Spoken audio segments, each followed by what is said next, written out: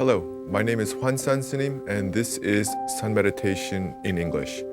So do you viewers at home all have your meditation mats ready? Wonderful. It's been a while since we've covered the steps and method of sun meditation.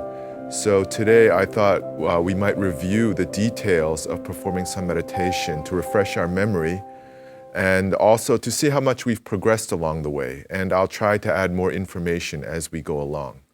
So once again, and especially for our first-time viewers, sun meditation begins with proper posture. In proper posture, we usually mean the seated meditation posture, which is considered the standard posture of meditation. So for seated meditation, you want to be seated like this, and what you want to do is you want to tuck the heel of one foot in like this, and then take the other foot and place it on the opposite lap. Now, if you're not flexible enough to do this comfortably, you can place your foot on the opposite calf like this. And if this is too much for you too, then you can simply lay your foot in front of the other leg. Okay, so whichever works for you. The important thing is to create a broad, stable, triangular base. The triangle is formed by the 2 points of your knees and your tailbone in the back. So once you're seated like this, the next thing you want to do is place your hands on the floor in front of you, lift your butt up slightly, and then sit back down again. And what you'll find is that your body settles into the mat much more naturally. You feel like you have a more secure footing. Now, once you've done that, you take your right hand, place the edge of your right palm right up against your lower belly, and just let your hand rest. You do not want your hand to be up in the air like this because that will create tension in your upper body. Just let your hand rest, place your left hand on top of your right hand, and let your two thumb tips meet each other to create a nice, elegant rainbow arc. You can take your two shoulders, raise them to your ears, roll back, and then drop. Take your chin and tuck it in slightly. And what will happen is the crown of your head will rise to the ceiling to create a nice straight line from the top of your head down to your tailbone. Then you want to take the tip of your tongue and place it lightly against the roof of your mouth, just behind the upper row of teeth. And finally, you want to be looking straight forward with your eyes, not too wide open, nor should they be slitted. You should just have your eyes open as you do in normal waking consciousness. Now, because your chin is tucked in, when you look straight forward, your gaze will naturally fall on the floor roughly 10 feet or 3 meters in front of you. And that's what you want to be doing. Now, as you look forward to the floor, you don't want to be staring at any object or point or pattern on the floor or carpet or whatever happens to be in front of you. Now, these are the basic elements of posture. And as I've mentioned before on this program, every single element, every single detail plays an important role in giving us the most vitalizing and rich experience of meditation as possible. Now, I've spoken in past episodes about other elements of the posture, and today I would like to take a moment to talk about our tongue position. Our beginning meditators often feel that this tongue position of placing the tip of the tongue against the upper roof of the mouth feels awkward and forced. Some even claim that it creates added tension in the jaw. That's all very understandable, but this tongue position is very, very important, and you'll find as you practice meditation that it comes more and more naturally. And what you'll find is that when you hold this tongue position properly, you'll feel as if the flow of energy is going through you more smoothly. To put that in more concrete terms, you'll feel both lighter and more vital and more clear-headed as you meditate. It's strange that our tongue should play such an important role in our sort of psychophysiological condition.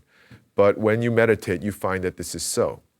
Now, one issue that comes up with the tongue is this. When your tongue is is touching the roof of your mouth, you will find that saliva tends to collect in your mouth. And the temptation is to continuously swallow that saliva as it forms. Now, you don't want to be doing this first because it's very distracting to yourself. And also, if you're sitting in a community setting with meditators around you, most likely you'll distract them. People can hear you swallow in a quiet meditation hall.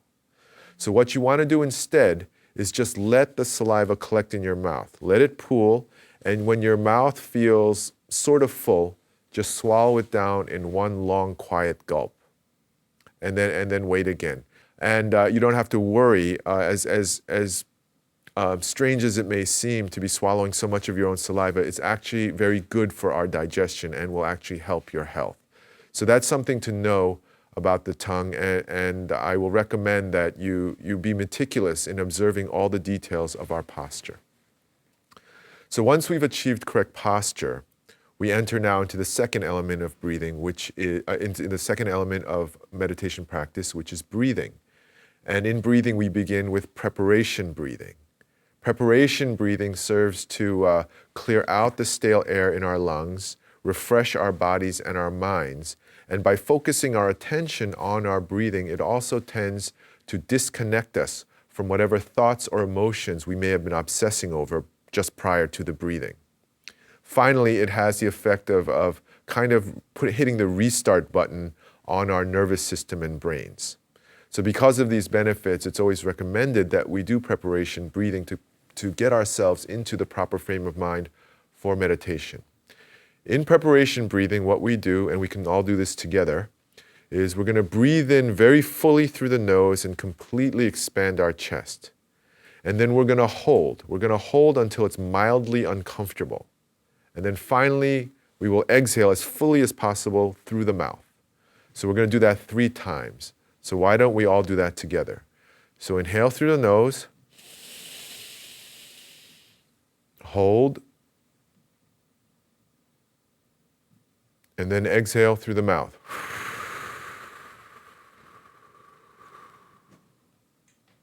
Once again, inhale through the nose. Hold, and then exhale through the mouth. Now we engage the main breathing technique of meditation, which is called abdominal breathing. All of this breathing will be done completely through the nose. In abdominal breathing, what we do is we inhale through the nose a little bit more softly and a little bit more slowly than usual. And as we inhale, we extend our lower belly as if the air is filling our lower belly. Once again, our lower belly is the site of the so-called dantian, the energy center of our bodies. And when we breathe, we want to breathe as if we're not just pulling in oxygen, but we're also drawing in the qi, or vital energy of the universe. It's not necessary that you actually believe in qi.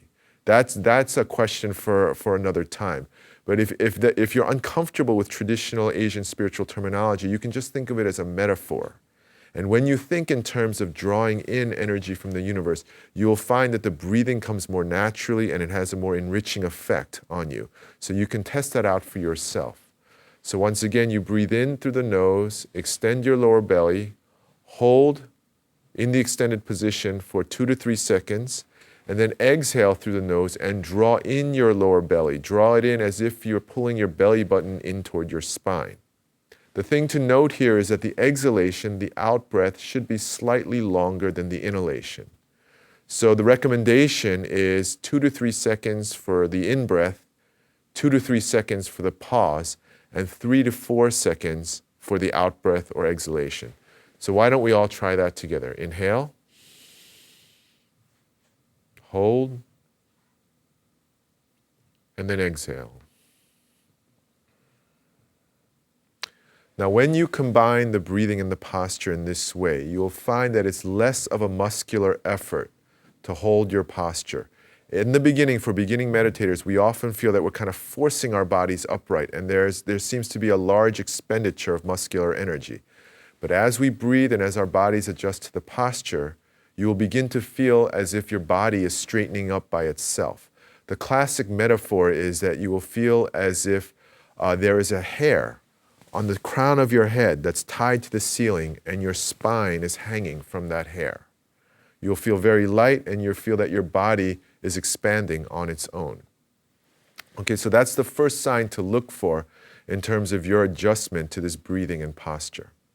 Now finally, we enter the most important phase of meditation, which is thought. And in Sun Buddhist meditation, the most distinctive feature of this form of meditation is what we think about, which in Korean is called the hwadu.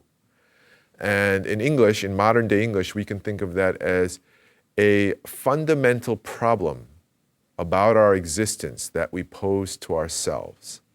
And the hwadu that is most commonly used in my home temple of Yonghwasa in Incheon under our teacher, Sun Master Songdam, is the hwadu, what is this? That's the English version, but we say it in Korean. In Korean, it's 이모고. Spelled out, transliterated into English, that's E-Y-I, which means this, 무엇, M-W-O-T, which means what, and go, G-O, which is the interrogative state of the phrase. So literally it translates to this what is. In more natural English, it's what is this? What is this that pulls my body along? What is this that generates my thoughts? What is this that feels joy when I am happy? What is this that feels sorrow when I'm sad? What is this that heats up in me when I feel anger? When I hear my name, what is it in me that instantly reacts?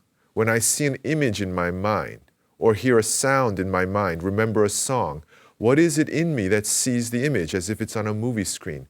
This is the question we ask, but we're not trying to generate a linguistic or theoretical answer. We just want to enter a state of pure questioning. We're not looking for a theoretical or philosophical answer because from the point of view of spiritual experience, those are just labels.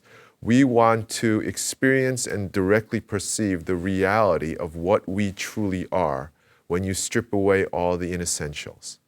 So we're going to create a state of pure, sincere, urgent, earnest questioning.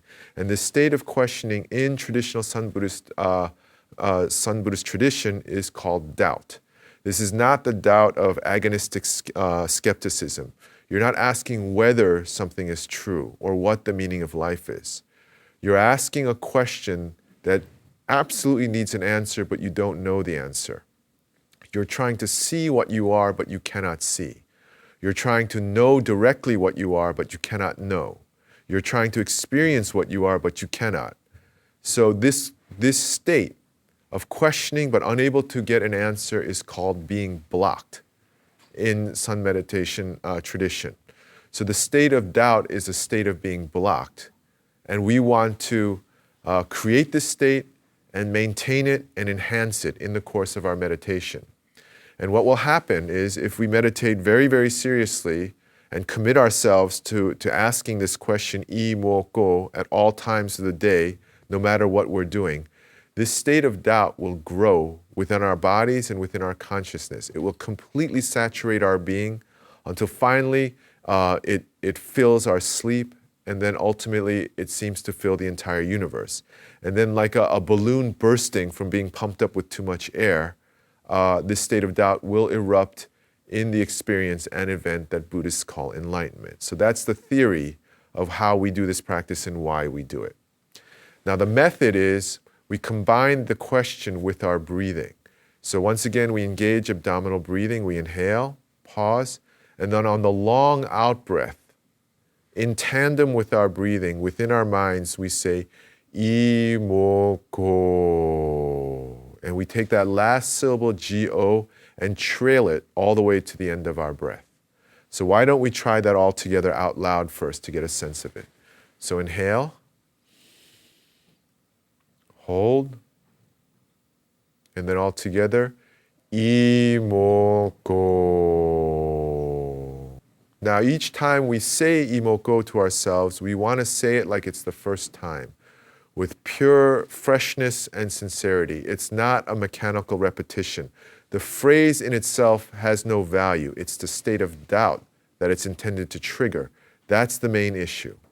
So the key to creating doubt is to ask this question as honestly and urgently as possible to yourself.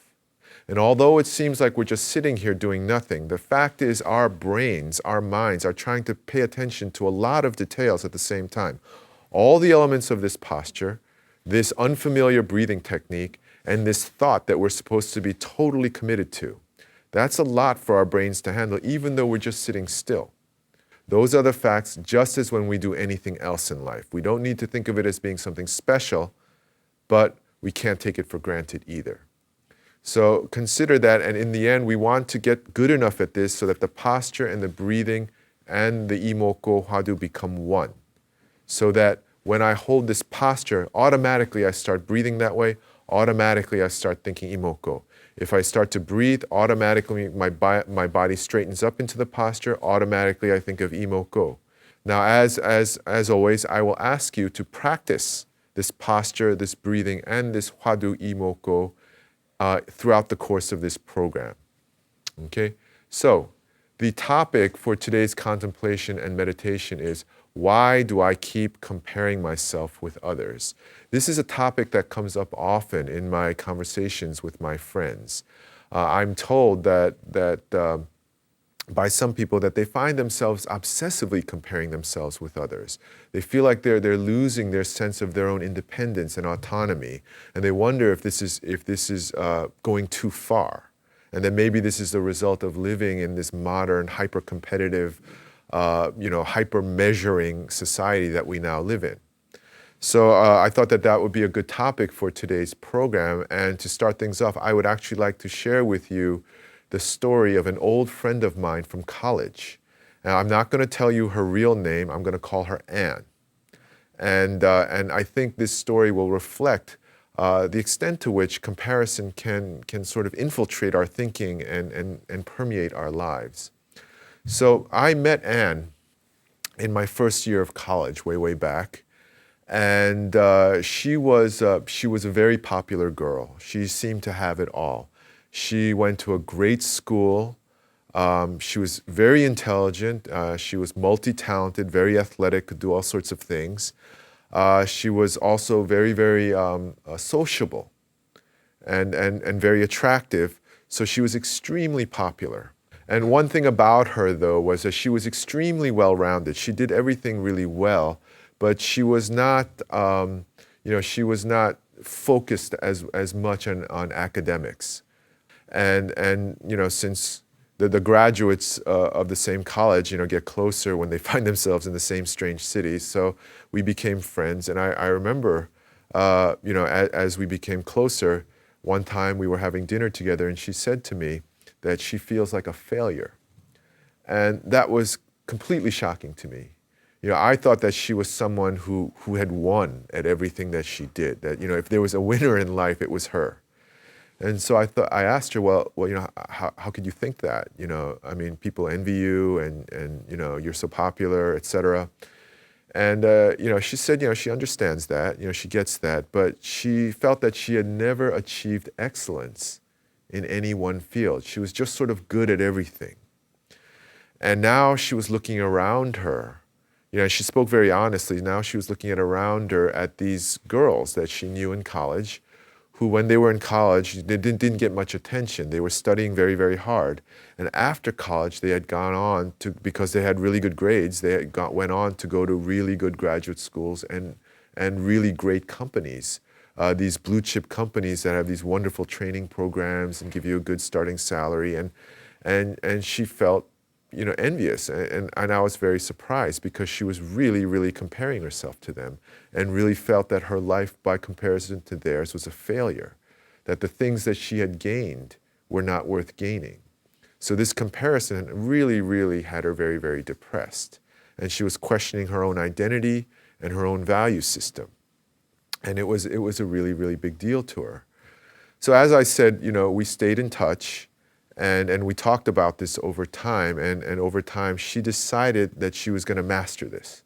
She had a very willful personality, and when she decided she wanted to get something, she went after it. So at around that time, I left to become a sinim. And then I only heard from her once in a while over the years.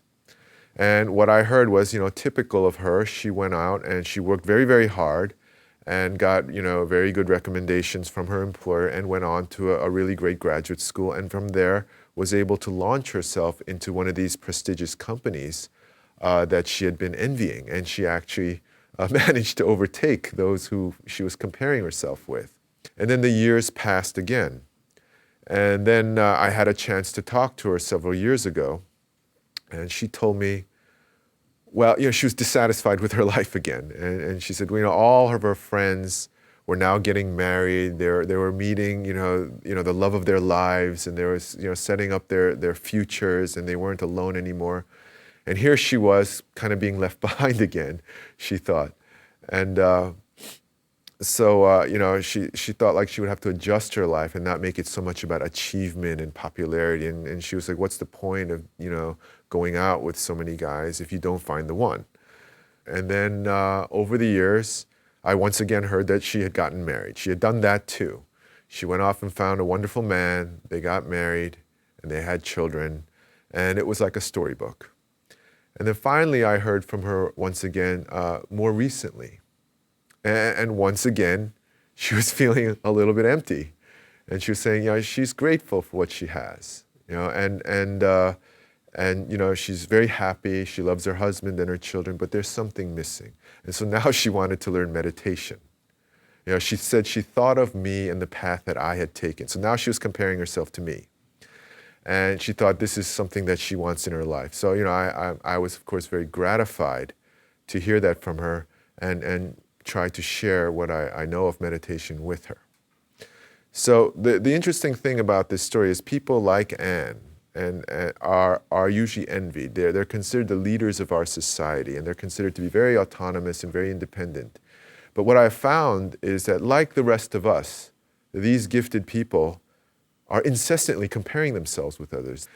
Now, comparing ourselves with people plays a very important role in the development of our social identity. It's there all the time. We just don't realize how much it was there. When we're very young, we compare ourselves with our parents' expectations and beliefs about us. Then we start going to school and we compare ourselves with our peers and friends and start to develop our own personal and social identity. And we get a sense of what we're good at and what we're not good at, what's appealing and unappealing about ourselves. And then after that, when we're grown up, we continue to compare ourselves. We even compare ourselves with people that we don't know. We compare ourselves with figures in the media, celebrities and various luminaries in their fields.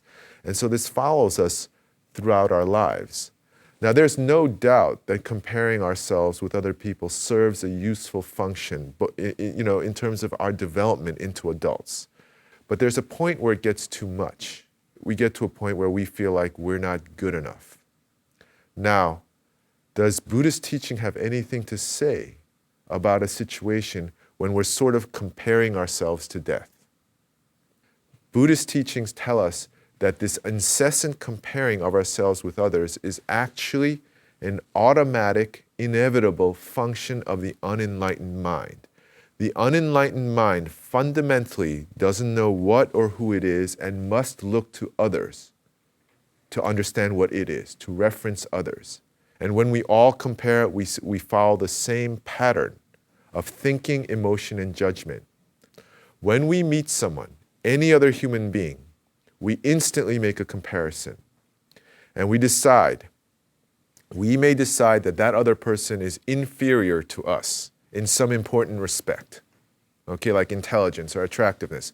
When we feel that this person is inferior to us, the automatic response is contempt. We'll try to hide it. We may even try to hide it from ourselves. And a common way to hide our contempt for the other person is to disguise it as sympathy and generosity. We'll make a show of being magnanimous, and being encouraging to the person in question. But really what we feel inside is contempt, and we're kind of happy that we're superior. Now, if we meet someone who we feel is roughly equal to us, then the automatic response, according to Buddhist teaching, no matter who you are, on some level the automatic response is jealousy. You don't like it. And we'll once again try to disguise it and hide it even from ourselves. And often the way we hide jealousy is by a show of camaraderie. We try to get close. We say, hey, look at all these things we have in common. Strike up a conversation. But what we're really trying to do is we're really trying to size them up. So this is starting to get a little gloomy. Now, in the third scenario, we may meet someone and decide that they're superior to us in some important respect. When we feel that someone is superior to us in something that's important to us, then what we feel automatically is resentment. And we hide this resentment because nobody wants to look resentful. And interestingly, we hide this resentment most often by a show of admiration. And we can see this in the media unfolding. We can see this dynamic unfolding in the media around us. When we see, new celebrities and new luminaries, we applaud them. We make a big show of applauding them and they become big stars. But we take a much greater interest when they have a big fall. When something bad happens to them, when they do something that reflects badly on them, then the scandal attracts far more attention than the achievement ever did, which reveals, from the Buddhist perspective, an underlying resentment that was there all along. So, from the Buddhist perspective, we are always comparing, and this comparison is a reflection of the inherent dysfunction of the unenlightened mind, and therefore it creates suffering. Because when we compare ourselves with others, it's always attended by negative mind states of either contempt or jealousy or resentment. This comparison very naturally leads into competition. Competition very naturally leads into outright conflict, and conflict creates within us and enhances within us the desire to wield power over others. So, when we see someone we feel is inferior to us, we want to maintain superiority over them. When we see someone who we feel is equal to us, we want to gain the upper hand. When we see someone who we feel is superior to us, we want to topple them, or we want them to fall from grace, or we simply want them to go away so we can inherit their throne, whatever that is.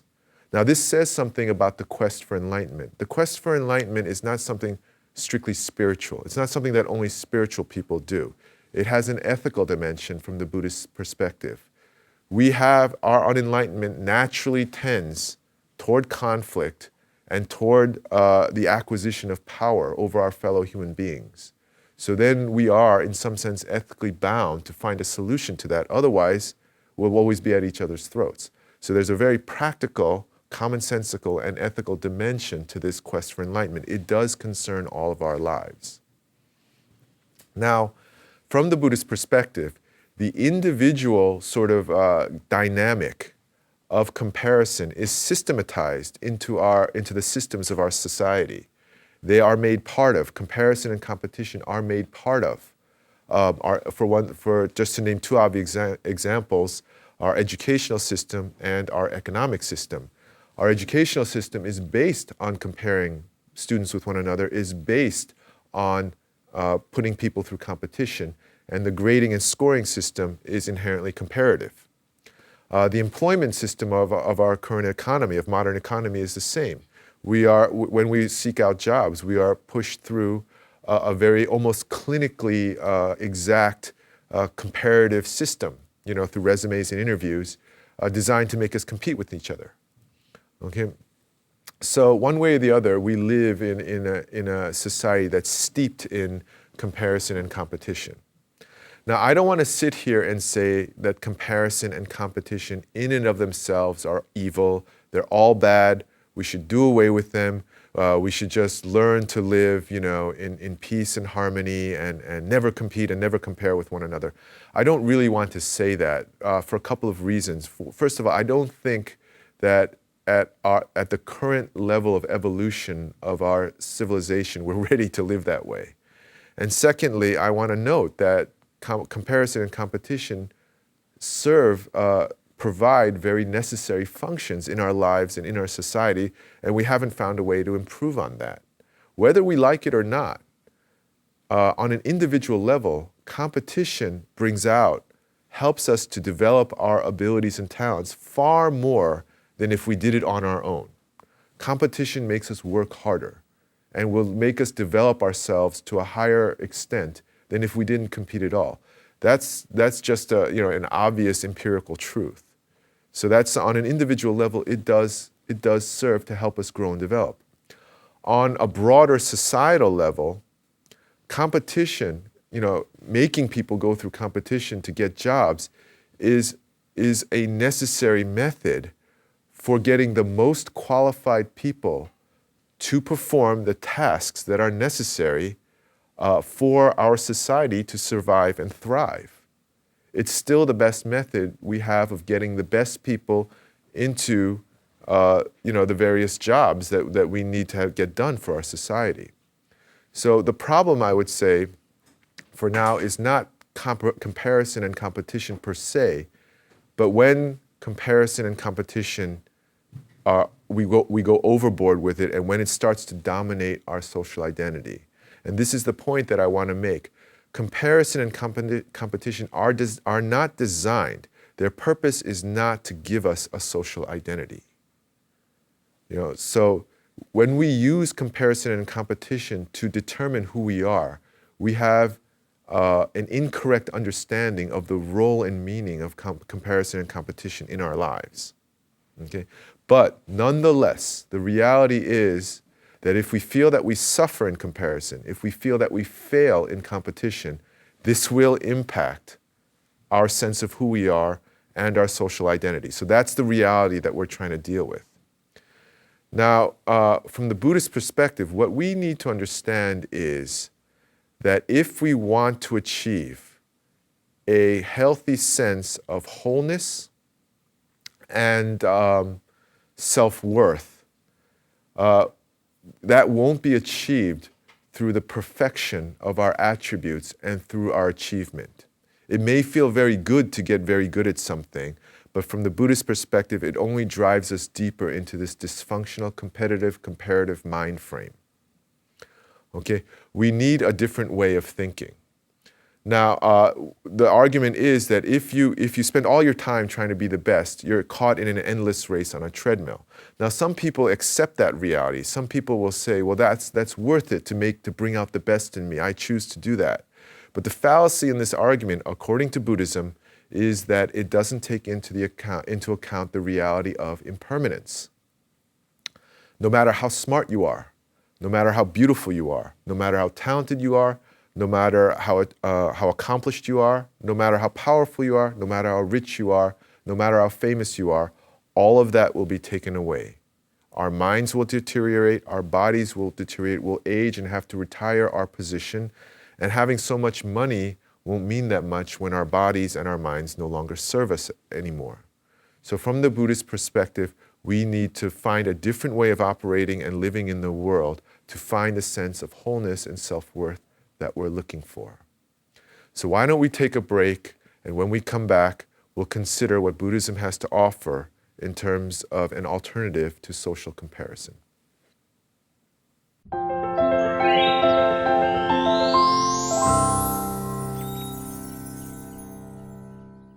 And so we're back again to consider then what alternative way is there to function and operate in this world, if not on a social level and in terms of our personal identity, if not through comparison. And I'm sure that everyone here will guess what the solution is that I'm going to offer. The solution, of course, is meditation, sun meditation. And I would like to explain very clearly why this will help us in this regard. Because until now, I've explained meditation on a practical level as a way of dealing with our negative thoughts and emotions. But this is a mind frame that we're dealing with when we think of social comparison. So how will meditation help us in that respect? Now, the thing about social comparison is that fundamentally we are asking, who am I in relation to my peers? And because we ask that question, the posture is fundamentally competitive and therefore tense. The attitude is judgmental. Okay, so there's an inherent aggressiveness about social comparison. But when we meditate, the question we ask is, what am I? What is the nature of my existence? And that question alone creates an entirely different frame of mind. Now, our attitude, our posture is exploratory. And because we're exploratory and questioning and curious, our posture, our attitude becomes one of acceptance and concern rather than one of judgment. So simply by entering into meditation, we are changing our entire frame of consciousness. And every time we meditate, we train ourselves to do that. So we use the posture, the breathing, and the imoko hwadu, and we enter into meditation. And what happens as we meditate, as our bodies settle down, is that our whole approach to ourselves becomes totally different. We are no longer regarding ourselves as one social being among others to be compared like products on a shelf. Now we are addressing ourselves as a living reality. Our bodies and our minds are undiscovered countries that we are trying to explore. There's excitement, there's a sense of adventure, there's a sense of learning. It's a totally different way of learning. It's a totally different way of regarding ourselves. And when we enter into meditation, one of the first things that we discover, and you don't have to be a real, pro at meditation to know this, we begin to understand that we are much more than we imagined ourselves to be. We begin to understand that we are actually a living reality, a living world. Each of us is actually a universe in miniature. And when you understand that, you become intensely curious about the nature of your own existence, about the hidden capacities that we may have, the hidden attributes that we may have. And as amazing as this may sound, we begin to look at ourselves the way that you would look upon a beautiful flower that you run into unexpectedly. Now, most of us, when we come upon a beautiful flower, we don't immediately think of all the other beautiful flowers that we've seen in our lives and start comparing and say, well, this is the third most beautiful flower I've ever seen. That's not what most of us do. Usually we're sort of held captive by the flower and we're drawn into it. We investigate it naturally. We examine its beauty, its color, its shape, its texture, its contour, its fragrance. We immerse ourselves into its reality. We participate in its reality. And this is how we approach ourselves. And this begins through meditation. This becomes our first step toward a genuine sense of self-worth and self-love. Now, as we progress in meditation, and as our perception, our insight, our clear-sightedness improve, we begin to understand that not only are we like that, but in fact, everything and every living being in the world is like that. When we look at ourselves, just as we find occasion for beauty and wonder, when we look at others, we feel the same way. When we look at other things, previously mundane objects that we think are there just for us to use, suddenly they're full of mystery and they're full of beauty and wonder. And what happens then is that we begin to develop an ability to love that's not dependent on comparison. We're not looking for the best thing anymore. We're looking for what that thing is really. And that's a totally different approach to living. And so what happens is we begin to discover the originality and the beauty in everything that we encounter. Sun Master Songdam once told me that there is nothing useless or unnecessary in the world. Everything has its place, its unique value and worth, and if any one thing is removed or doesn't do what it's supposed to do, the world as we know it no longer exists. He said that nothing is created for no reason. Through meditation, we can confirm the truth of this. And when we do that, when we begin to experience the world and other people in this way, when we begin to directly perceive their beauty, we begin to love them just as we have begun to love our own selves. And this is the unique discovery that we make in meditation. And again, it has to be done through our experience. You can listen to these words, but if you don't confirm it through your own experience, it's not very helpful for getting us out of our comparative frame of mind. But when we meditate and we learn to focus our awareness on things in an uninterrupted stream, then what we learn finally is that to perceive itself is to love. To see is to love. Social comparison is a temporary, primitive tool that we need when we're very young. But in my opinion, as we grow to adulthood, we need to evolve into a higher frame of consciousness. And the Buddhist claim is the only way to do that is through meditation. We may have latent abilities within our minds, but we need a method to bring those abilities into full flower. So this is what meditation offers to us to escape this incessant, obsessive, dysfunctional over-comparing. Now, especially the younger viewers may feel, even so, I want to know what my place is in the world. Even so, I want to know where I stand. I feel lost. So as a final teaching, I would like to share with you another traditional Asian spiritual or wisdom teaching, this time not from Buddhism, actually from Confucianism.